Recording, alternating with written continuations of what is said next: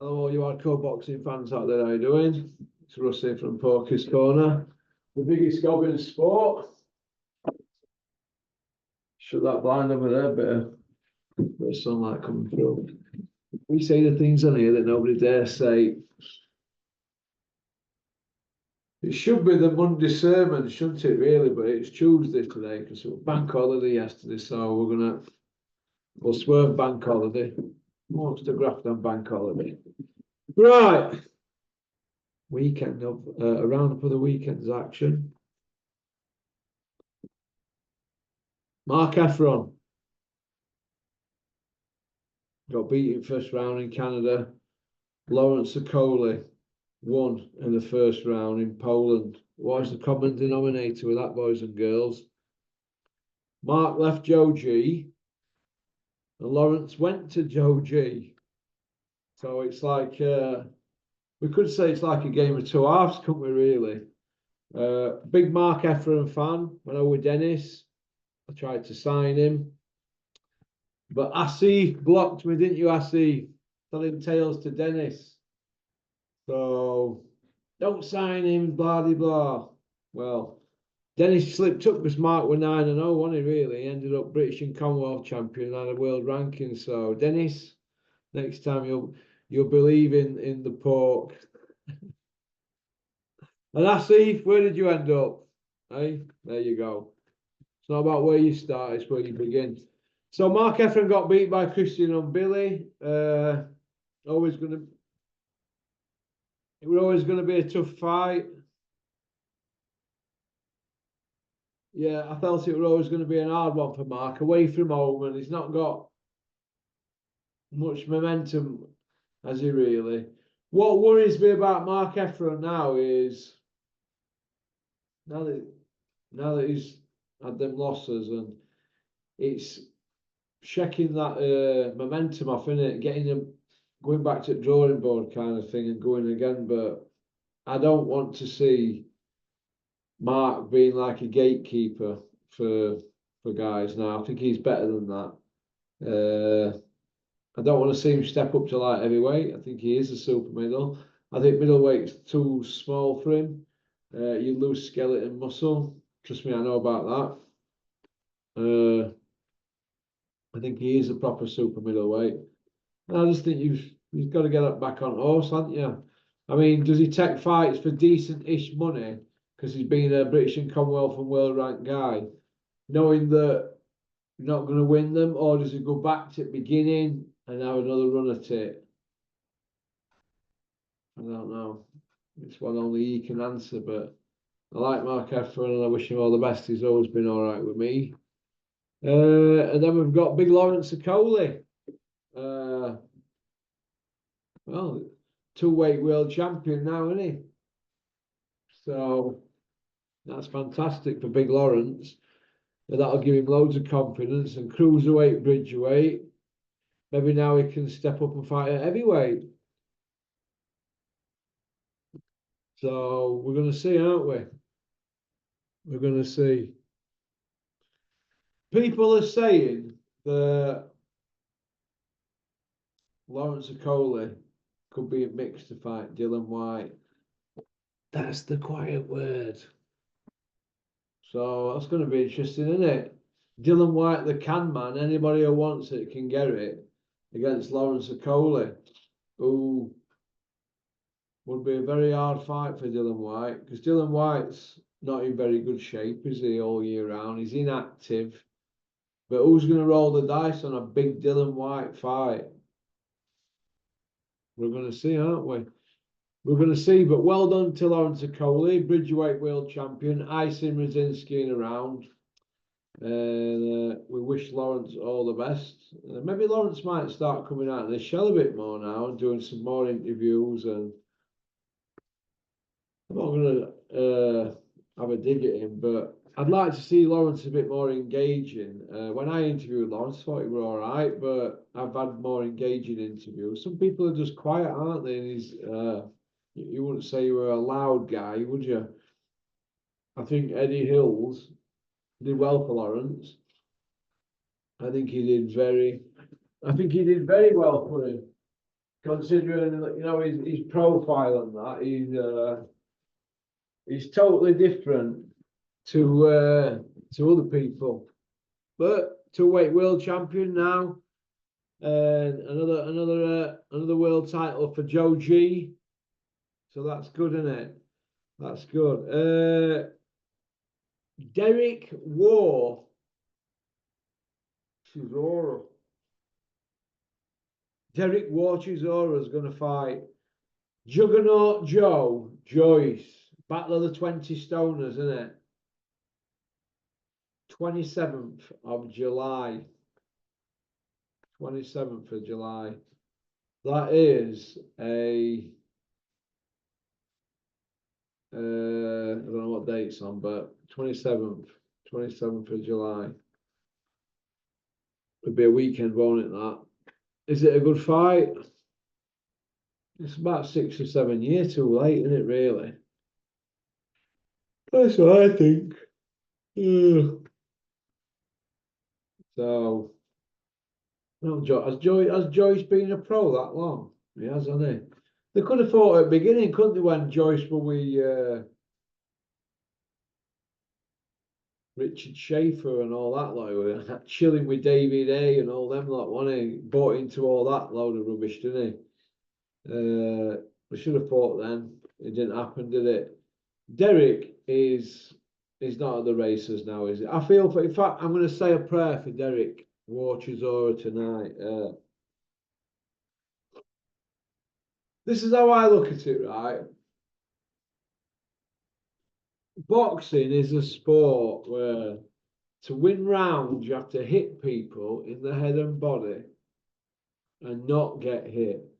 Now Derek's not been landing accurately for a while now, has he really? Not even in Tacken fight. He caught him with one, didn't he? But he couldn't get near him, and that was a few years ago, wasn't it? That Caballel fight was years ago, and he couldn't land in that.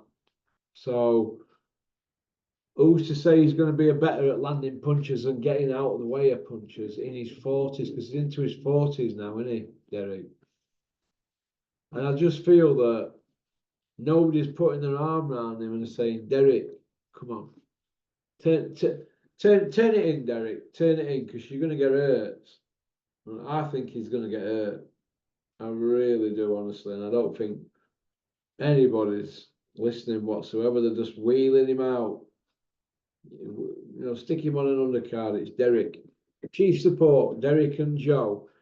Joe Joyce, he's another one. He sounds like when he talks, he sounds like he's underwater, like Derek. And Dave Allen, Riddick Bowe, Roy Jones is even sounding a bit like that now. These people sound like they're underwater. Have you ever tried to speak to somebody underwater? That's what it sounds like to me. Nobody's going into bat for them. Combined age of Derek Chisora and Joyce, 80-year-old, isn't it? What's all that about? It's unbelievable. Unbelievable, but what can you do? Garcia B samples guilty. Look, just ban him. Strict liability should be across board, shouldn't it? If he's in your system, ban him. Ban him. If they've got millions in bank and high-powered lawyers, what can you do? Where does it end? It's like one rule for one, isn't it? It's like in America, if you're a millionaire, you can get bail, can't you, on murder? If you haven't got, but whereas if you haven't got the money to put up for bond, you can't. One rule for one, isn't it? Liam Cameron against Lyndon Arthur. I covered that other day. I don't think Liam's ready to mix it with Lyndon Arthur at all. I don't know what's going on there, but looks to me like a lamb to slaughter, in my opinion. I think Liam Cameron will probably be stopped for the first time in his career. I don't. I hope not, because I like Liam, but he's not at that level yet. He's way off, way off. The Gad. The Gad. Why is the Gad running around in Speedos now and doing all these mad photos he's putting on social media? Has he lost the plot completely? I'm not sure. I'm not sure, but very strange fella. Very strange indeed. Then again, alt boxing media at the moment is really strange, aren't they? Nobody really knows what to do.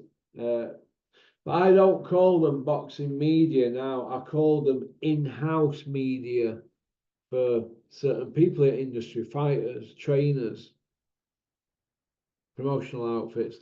In-house media.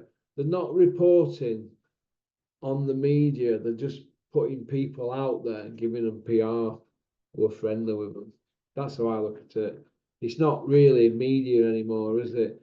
Mismatches. Yeah, there's too many mismatches at the moment. We've got to start seeing some 50-50 fights to get fans on the hook. Shows are not selling out. Why? Because what we're serving up, we can't keep putting kids 12-0 and with people 85-2. Can't keep doing that.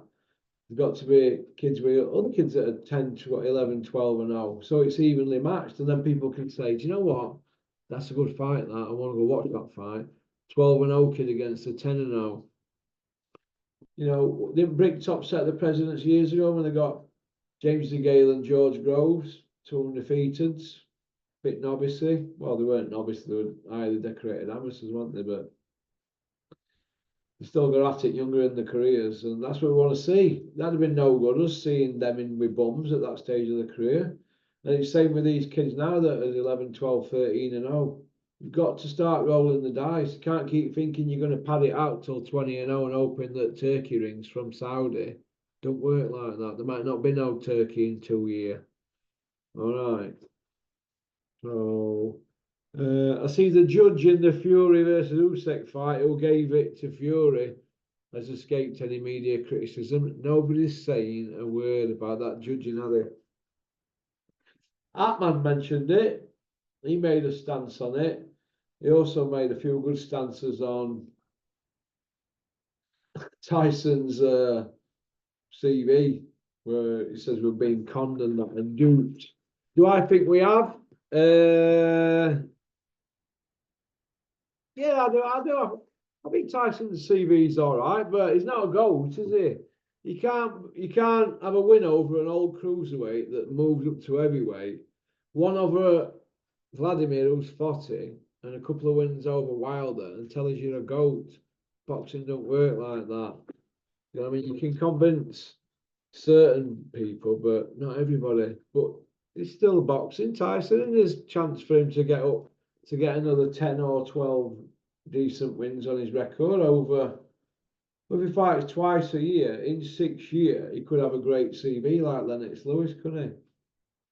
If he just fights twice a year, but he doesn't. He fights every 10 months, doesn't he? So, which is not good, is it? So at this stage, if he were to match Lennox Lewis, he'd be about 43-year-old, wouldn't he? That'd be no good, would it? 43, 44. He's not going to fight on that long, is he? So I think Tyson's legacy, as regards holding up to people like Lennox Lewis and Ali, nowhere near. Nowhere near whatsoever, or Mike Tyson. None of them. There's nowhere near any of them guys. Riddick Bowe. None of them. Got a long way to go, and for that, he's going to need to start picking up some decent wins. He just stepped up to fight Usyk and lost convincingly. Before that, he was fighting Ngannou, Derek Chisora, and Dylan White. How can that be? How can that be? How has all that happened on our watch? Boxing fans, how have we put up with all them pay-per-views there? Hey, how can that be? Dylan and Derek and Garno. Hey? And now Usyk's just beat him, so what's that tell you? Hey? If you pay peanuts, what do you get? Isn't it?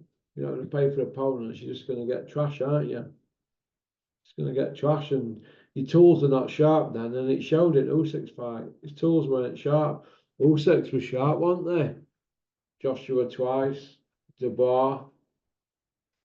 His tools were sharp, very sharp. Now he's just done Fury. He's already done Bellew and Chisora.